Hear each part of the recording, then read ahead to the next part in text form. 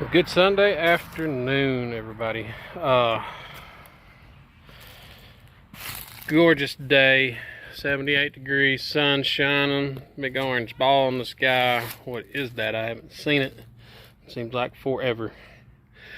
Boys are at Nana's. They, of course, they spend the night most Saturday nights, and then we go to church on Sunday, and then usually just lounge around. But it's just too nice of a day, and yeah, I'm gonna do a little something just because I was going stir crazy after my afternoon nap. I'm gonna grab the boards and get my floor joist in for my deck here. Why not?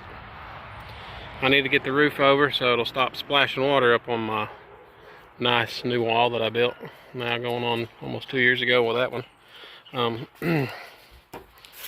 So yeah, we framed the outer shell of this, and I'm going down to that footer, and then there's another one so all the way up front. But for right now, excuse me, taking it about 8 foot. Oh, excuse me. 8 foot sections at a time. So yeah, got the wire on the chicken coop. This is I realized when we was editing, this has made an appearance in 2 or 3 videos now. This may be the 3rd one. But it's about done. I gotta get the roof on. Get the wire up right here and then the back on back there. But yeah, made this little slide them up lid here. Easy for the wife to pick it up. Access whatever you need to access, and then that second part back there, right there, running out of hands, I'm gonna wire and then wire, but then they'll have sides and a back to get up out of the rain. But this is easy enough. We'll keep the little critters out, and the boys and the wife can come do that. But yeah, gonna get it finished, promise you. See, what else did I do that didn't get it on film? I know what. We'll take you over here to the tank. Or proper term is my old 86 Suburban. Boys like to call it the tank. For good reason, because previous owner had carved that little wooden license plate tank. Of course, like any other square body Chevy that I've ever had, you gotta give it the old bump after you pull the release on the hood. I wouldn't know what to do myself if I pulled the release on the hood and it popped up on its own. What am I walking over here for? There is the little jewel. So, perks of driving a 30-plus-year-old vehicle is parts tend to get discontinued, no longer made, and this is that. Fuel filter, wicks, little square body attached on to where that one is on the firewall, along with this little beauty right here. The wires right there are for water and fuel, and a fuel filter indicating light. It needs to be changed. I think at one time it even preheated the fuel in the fuel filter. But anyway, get with today's times, that's a wick system. Simple. The housing actually just went right on. That old housing I just showed you bolted onto this housing, which is on the firewall. I just had to bore me 2 holes and mount the screw-on canister, which I've been meaning to do for a while. It is a lot better, a lot more efficient. It's even got a, if you look down there, a little little nipple to drain out your water and your fuel That's actually a water fuel separator, and then they got a fuel filter you can put on after that, because these plugs right here are meant for running single stage filter. Take them plugs out and route you another filter, and you can run this water fuel separator, which is basically a fuel filter, and then after that connect a like a 1 or 2 micron fuel filter for guys who have these lovely 6.2 brutes running alternative fuel, vegetable, oil, leftover transmission fluid, any kind of scrap oil that's got any kind of combustion to it can be burned in these things. In the military, they called it a multi-fuel injection pump. Yeah, it's the same pump that's on these civilian ones. It'll burn anything once you get it fired off. So I'll eventually, because I'd like to run some vegetable oil on this, I'll run a secondary unit and do a 1 micron filter after my water fuel separator, and basically dump whatever I want to dump in here and burn. So I know it'll run on vegetable oil because I put 5 gallons of fuel in it after I drained the tank, and then put 10 gallons of vegetable oil, used vegetable oil, and after filtered it, of course, and it ran beautiful. Smelled like carnival, like funnel cakes.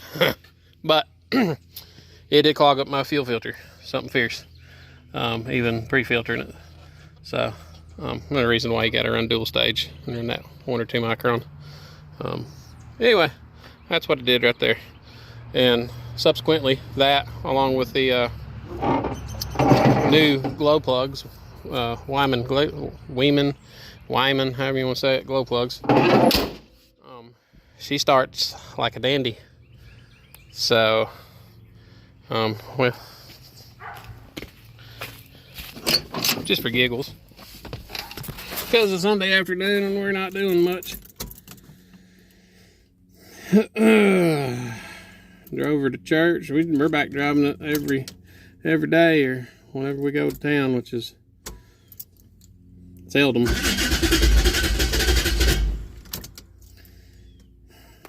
I have found that I got to cycle my glow plugs a little more manually, just turning the key off and on, which I think I need a new control unit. It's not leaving them on quite as long as it should.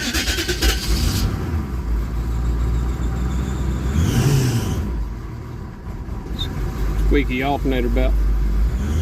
Another thing with these square bodies, you'll always be tightening on alternator belts. For some reason that little gremlin in there gets the bolt loose on alternator. But yeah, prior to this, the little square canister on the firewall fuel filter, I'd be cranking and cranking. I've already wore out 3 starters on this thing dealing with that. Even on a, like today, a 70-degree day, and I drove it this morning, I'd have to spray it, which I don't like doing. They say you're not supposed to, but every once in a while you got to give it a little diesel encouragement, a little percolating juice. But she cranked good this morning. It was 39 degrees this morning. Cycled the glow plugs 4 or 5 times, crunk on it once, and then popped it over again and fired right off. But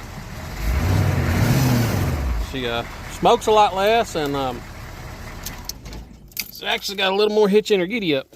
Of course, my fuel filter on that thing was garbage.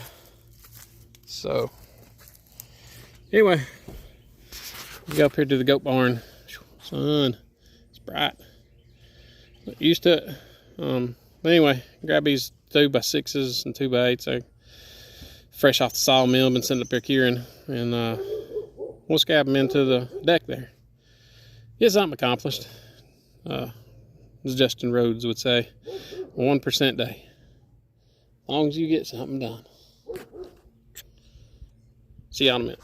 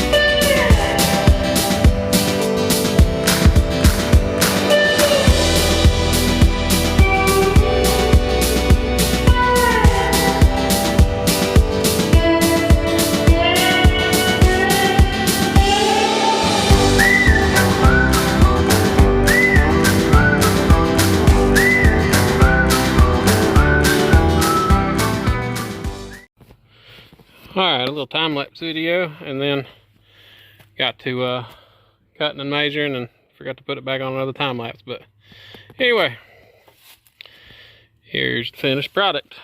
Well, 4 joist anyway for the deck.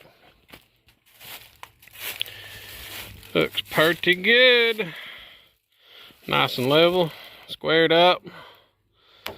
I opted to use some of my fresh from the farm, my own pine trees that I'm clearing out. These 2x6s right here are sawmilled straight from the Homestead property. Look at them boards. That one's got a little mildew. It was on the bottom close to the ground, but yeah. These are 2 inches thick. Some of them a little over 2 inches, but are pretty much spot on 2 inches thick instead of your standard 1.5" I think it is. So, and these are heart pine stout boards. So 2x6, I had no problem running 8 foot right here for this section. I got these 2x8 treated to run off cab off of the foundation of the house out to the front. So, yeah. Save me a little bit of pennies and get to use my fresh farm cut wood. I love it.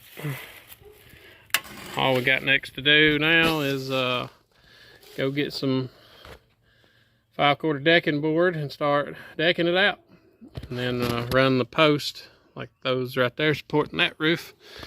Run them and set them over these, and then grab the tin that we got the other day. Put us a roof over it. So, call it quits for tonight. That's a good accomplishment on a Sunday. Especially when I really don't like doing much on a Sunday except relaxing. But it was gonna stir crazy. It was a nice day, 78 degrees, so I had to get out and do something. So anyway, we're gonna go pick up the boys, get us something to eat. Leftovers for me.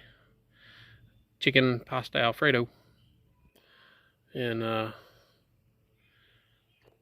anyway, and also before we go, shout out to the wife and the worthless dog Crusoe on the lap. Not the dog, but the wife. Help me set these in. So makes it a lot easier when you got two sets of hands, one on each end. You don't have to sit here and balance the board and but anyway, thank you, wifey. But yeah, she's anyway, y'all have a good week. We'll catch you on the next one.